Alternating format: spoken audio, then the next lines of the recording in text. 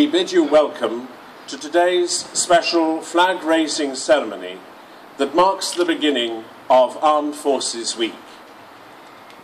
Today, we are joined by veterans, cadets, families of ex-servicemen and women, and members of the Army, the Royal Navy, and the Royal Air Force, for a short ceremony to commemorate those who serve and who have served in the forces, before the event culminates with the raising of the Armed Forces Day flag on the corner bastion of the Cardiff Castle wall.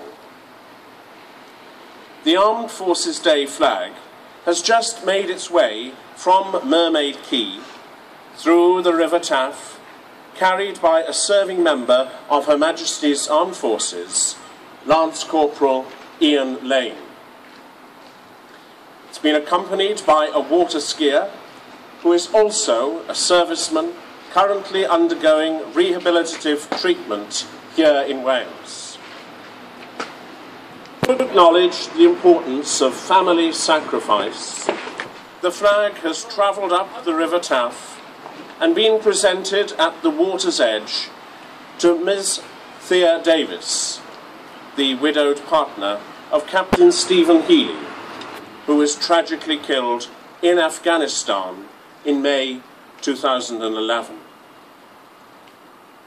At the castle gates, the Armed Forces Day flag has continued its journey to the battlements in the safe hands of Mr. and Mrs. Tharn, the parents of Squadron Leader Tharn, who was killed earlier this year in a tragic accident in Scotland.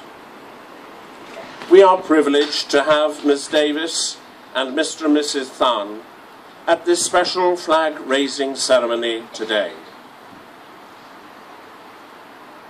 I will now hand over to Sergeant Pugh, who will present the flag to Councillor Heather Joyce, leader of Cardiff Council and the city's Armed Forces champion. Stand away, shut! Stand away, carry, standards!